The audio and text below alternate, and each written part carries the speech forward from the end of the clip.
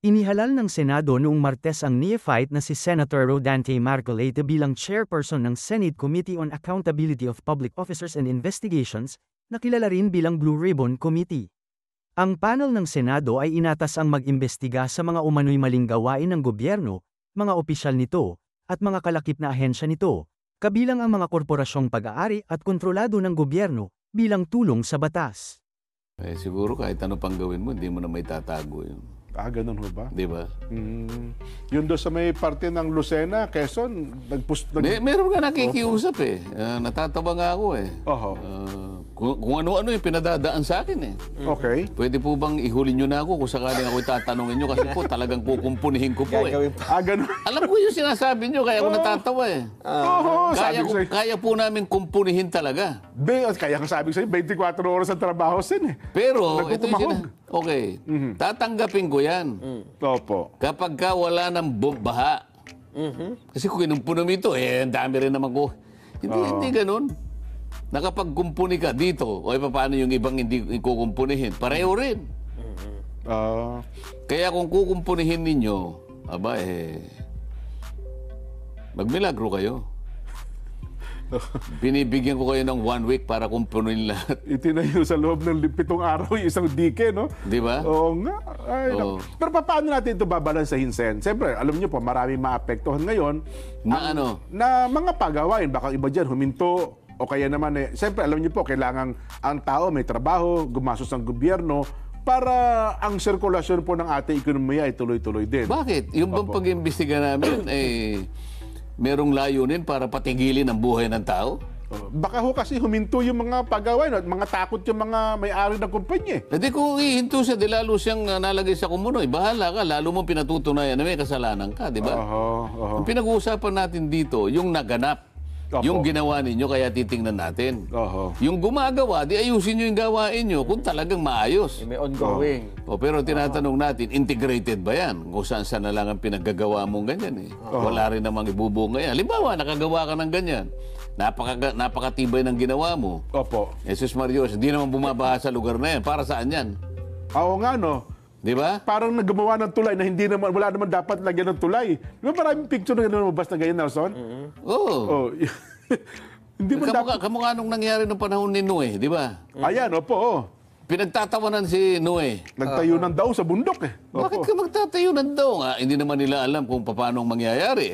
Inutusan siya, dito ka gumawa. Sila, wala namang nag-utos sa kanila. Sila lang naman ay driven nung kanilang kaswitikan na makagawa ng pera. Kahit saan na lang ilalagay. Nakalain gumawa ka ng revetment doon sa bundok para sa baha. Wala namang ilog doon. Kaya nga yung nakita mong initial na findings, hindi naman flood prone pero doon ka nag-concentrate. Ang Cebu hindi flood prone. 414 flood control project Cebu. Ay tingnan mo yung Albay. Albay 273. Hindi kasali yan. Tingnan mo yung Leyte. Leyte 262. Hindi rin kasama yan. Paano mo i-justify? Ba't inuna mo yung hindi flood prone? Yun ang sinasabi ko. Bulacan 668. Hindi, flood prone naman yan. Ayan, talaga. Metro Manila, flood prone. Pero walang nakalagay dyan. Wala rito. Yun ang sinasabi ko. Kaya sinasabi mo, ang tibay ng ginawa niya. Sinong dadaan dyan? Meron bang baha dyan? Wala po. Ba't ka naggawa ng ganyan? Baka sakali po kanyang magkaroon ng barilan parang pang-cover ang tao.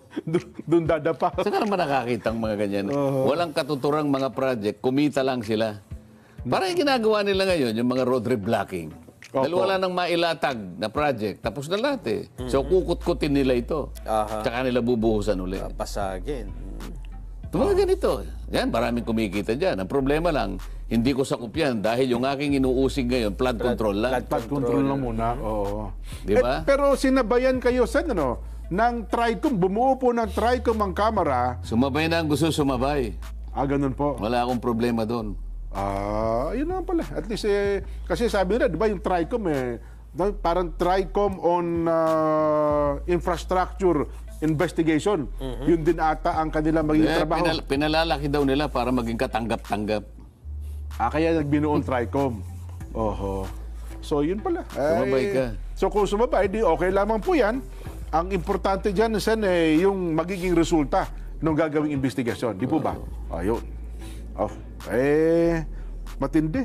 Ngayon, ang dapat nating maintindihan nga ho dito, sabi ng mga mambabatas sa Kamara ng Representante, huwag naman na niyang sweeping statement. Sabi po ni Deputy Speaker Paulo Ortega ng La Union. Bakit? Meron bang sweeping statement?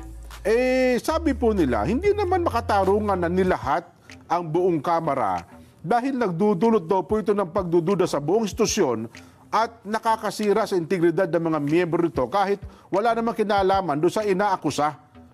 Ginigiit po niya na nagsilbing miyembro ng House Quadcom noon pong 19th Congress ng pagiging patas ay kailangan ng pagiging tiyak at pagtalima sa due process, lalo na po sa paglalatag ng seryosong mga usapin. Ano record ng Quadcom sa patas na pagdinig?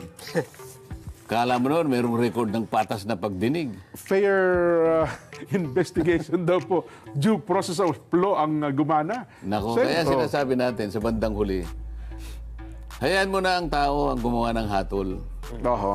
Nagpaliwanag ka, pinipilit mo na wala kang kasalanan, tsakin mo na ang tao maniniwala sa'yo. Ang pinaka-arbiter, katapos-tapusan, yung tao Ayun. Kailangan mapaniwala mo yung tao. Kapag hindi naman naniwala ang tao, lahat ng sasabihin mo, nagsayang ka lang ng laway. Ayun na nga po. Parang, sige, ayoko nang banggitin kasi may privilege speech nun. Para sabi nila, sanay na kami sa privilege speech. 10 taon mahigit na namin narinig yung privilege speech na yan. Tingin ko naman, hindi naman dapat na maging general yung akusasyon. Wala namang ginawang ganun. Opo. Sapagkat yung mga walang kasalanan, hindi mo naman dapat isali. Totoo po. Kaya nga yung pag-iimbestiga Sino ba yung nasa likod ng mala o numalya? Yun lang nasa likod. Di ba? Kung kayong lahat ay nasa likod, kayong lahat. Pero wala naman natang sinasabi ng lahat ay nasa likod ng mala o numalya. Opo, tama. So sisinuhin mo lang.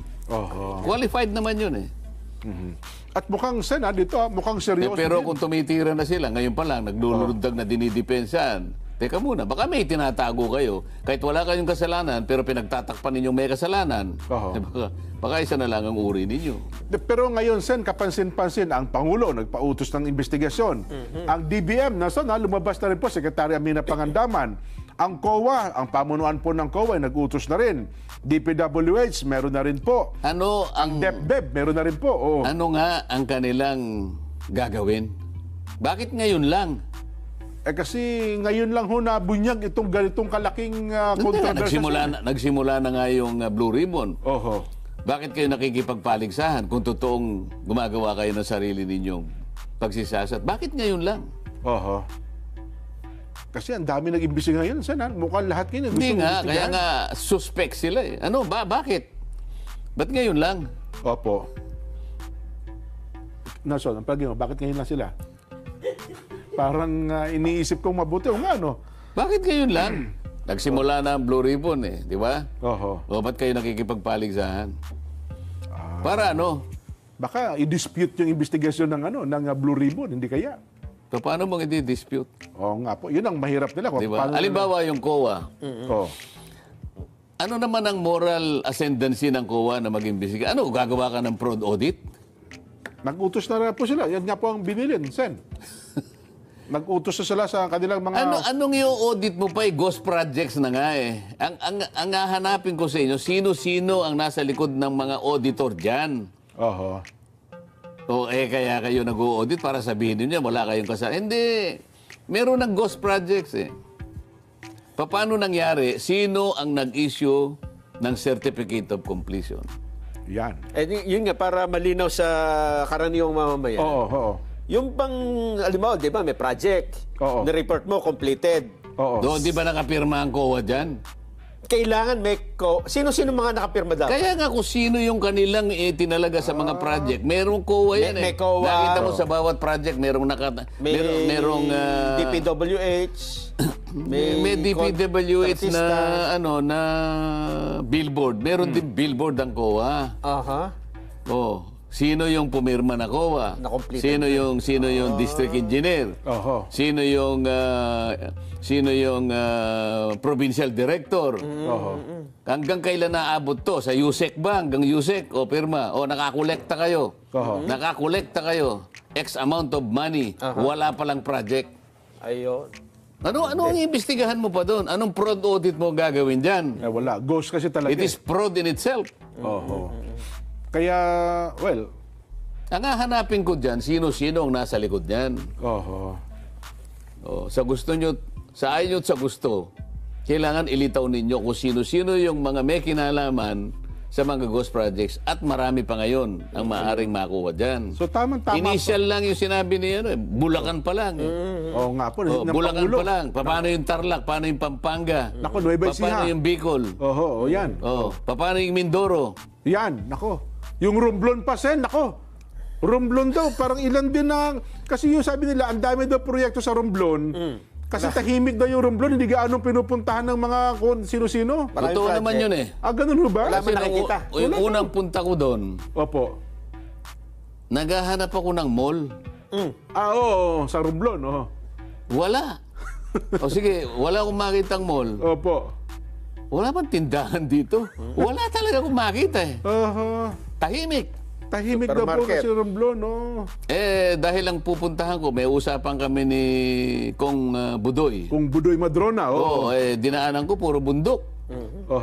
Kaya, puro puno. Puro kulisa pa nga ang sumalubong sa akin. Tahimik. Paano mo iisipin na mayroong magko-complain doon? Diba? Ayun. Kaya pala sabi ng suki-suki. Ang problema daw po, yung mga kontraktor ng taga-Romblon, hindi maibigay sa kanila. Hindi mga taga-Romblon. Hindi taga-Romblon ang may project doon. Ang gumagawa may mga project na, pero hindi taga-Romblon ang gumagawa ng proyekto.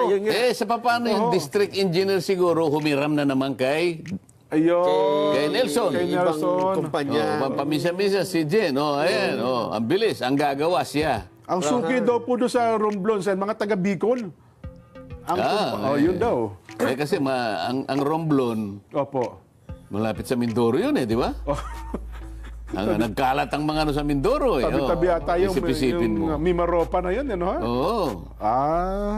nako. Anyway, yun lang naman ang ipinararating sa atin. Basa tayo ng mga reaksyon. May kinalaman sa ating Vox Populi. Ito po. Ang ating tanong, kailangan na bang ituro? Ituro na yan. Ituro ang mga politiko sa likod ng manumalyang flood control projects. Sabi ng ating reactor sa iyo po, dapat lang nasiyasatin. Lalo yung DPWH, dali ng pera, walang hirap kapag may buwaya. Ipamarkoleta. Ngayon daw pala, hindi na. Sumbo mo kay Tulpo. Dapat sana, ang tanong ituturo kaya nila? Kasi medyo mabigat yun di ba? Kasi mangangailangan ka talaga ng lakas ng loob doon. Maglalakas loob kayo sa lang ituro, no? Ituturo kaya nila. Sana yan. Well, nandyan Ipapamarkuleta kaya nila? Manbik Cruz, Lakap, Nabota City. Dapat lang pong ituro para malaman ng taong bayan na naghihirap sa kagagawa nila Nuna ng Yonlong, Hong Kong. Kailangan po para managot Jazz Vlog ng La Union. Kuya Jazz, magandang hapon. Opo, kailangan may maituro at na magkaalaman na at may mapanagot talaga. Melanie Jimenez ng Imus Cavite. Tama po, Sen Marcoleta. Ituro na yung mga kongresista at singilin ang mga kinita nila. Omar Magpayo ng Milan, Italy. Dapat na silang kilatisin at balatan para di pamarisan. Albert Villaray ng Maynila. Opo, at makulong naman ang mga gahamang yan kapalit ng kinurakot at sinayang na buwis natin. Rafael Javier, Santo Tomas, Batangas. Kailangan po pangalanan para hindi na namin iboboto sa susunod na butuhan. Janice Perez, Chim Chai Chu, Kowloon, Hong Kong. Pero ang sinasabi natin na ituturo, lahat ng nasa likod niyan. Hindi natin sinasabing mga politiko lang. Lahat po. Lahat ng may kinalaman, ang mga opisyalis ng DPWH, DBM, kung talagang may ano riyan, di ba? Ayan. Pangalanan na at ipakulong Francisco Eslao ng Manila. Magbabalik pa po ang saganang mamamayan.